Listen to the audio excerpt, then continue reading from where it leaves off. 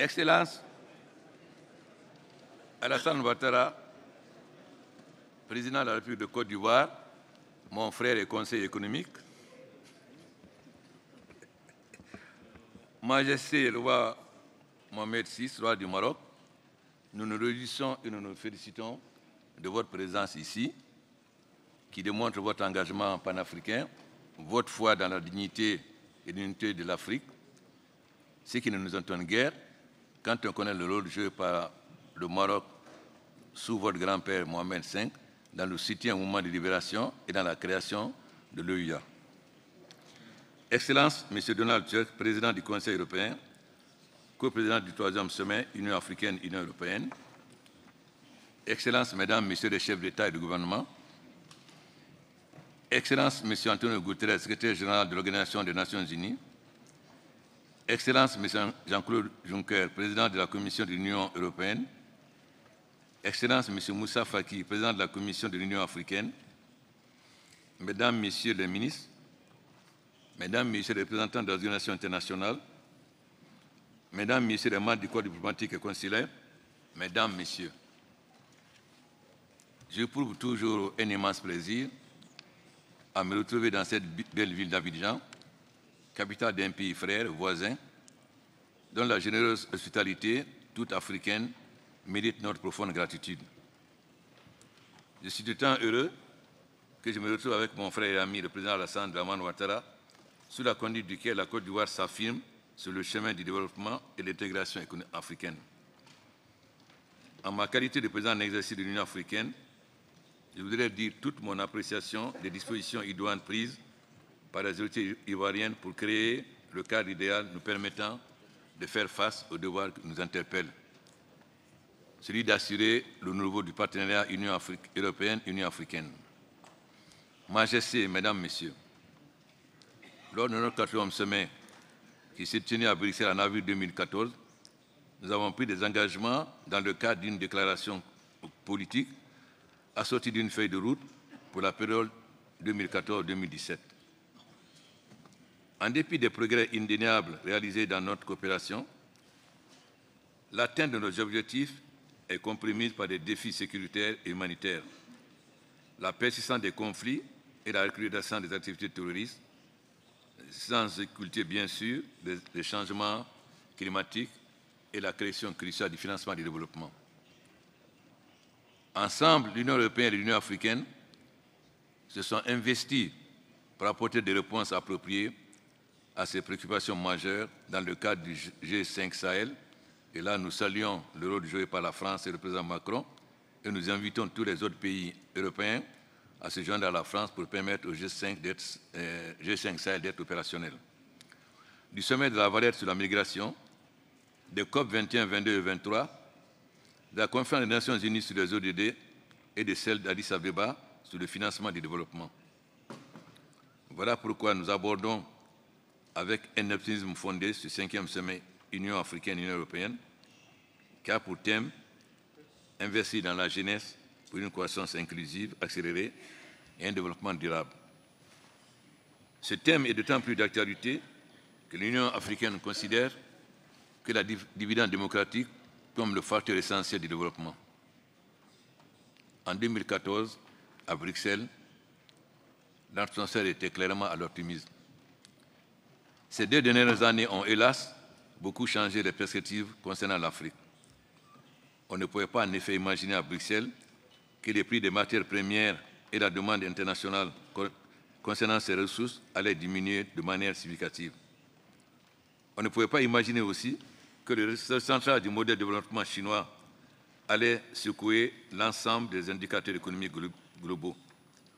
On pouvait tout aussi, au tout au plus, prévoir que le système financier provoquerait des taux d'intérêt négatifs ou encore la volatilité des taux d'échange et une diminution de la consommation globale.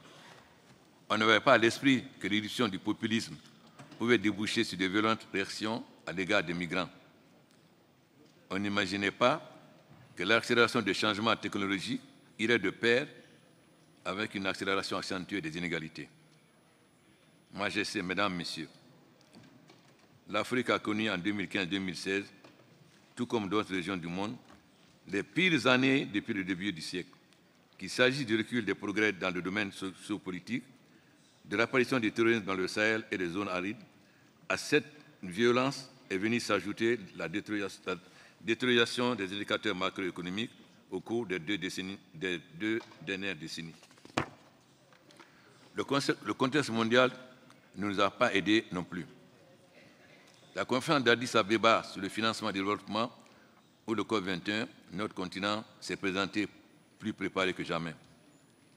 Au niveau continental, nous avons bien avancé sur des dossiers majeurs, comme la mise sur pied de notre fonds de paix, l'établissement d'une zone de libre-échange ou la réforme de notre organisation continentale.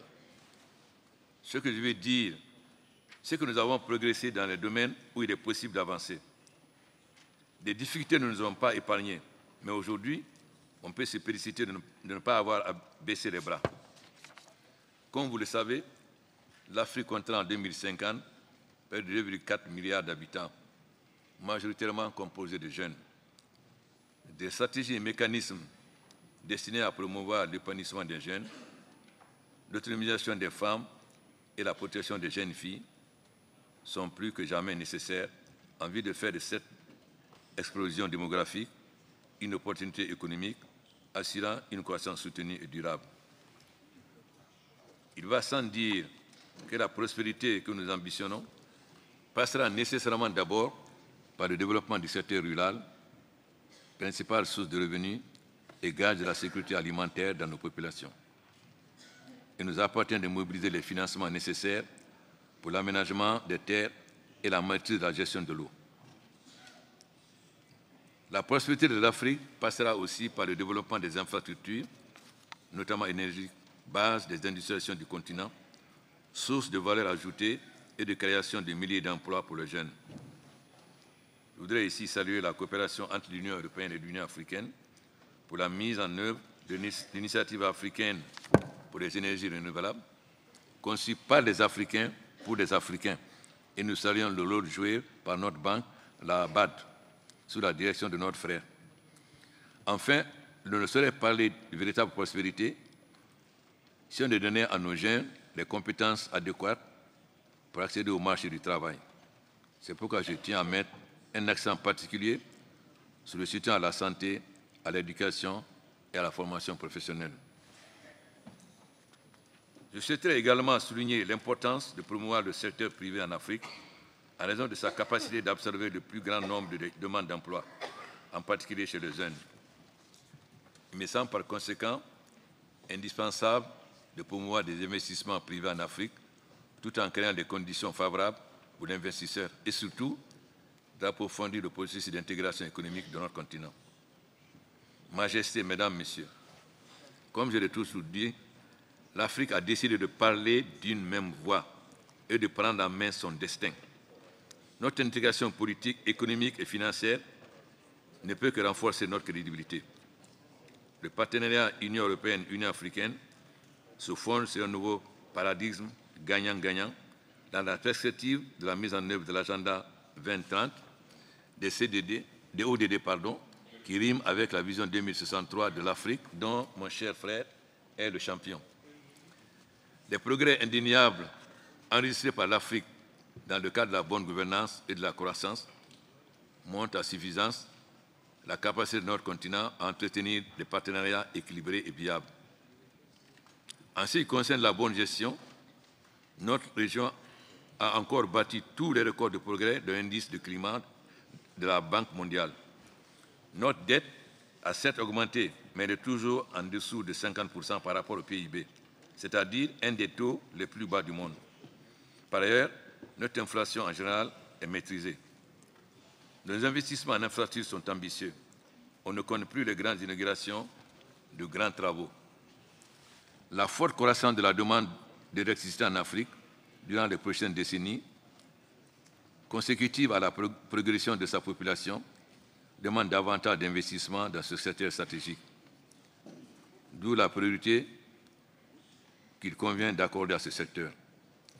J'ai la ferme conviction qu'ensemble, nous pouvons juguler la pauvreté en luttant contre ses causes profondes.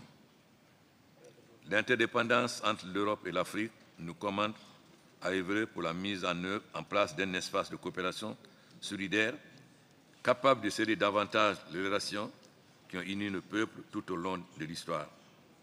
La paix, la sécurité et le développement durable demeurent le fondement de notre partenariat.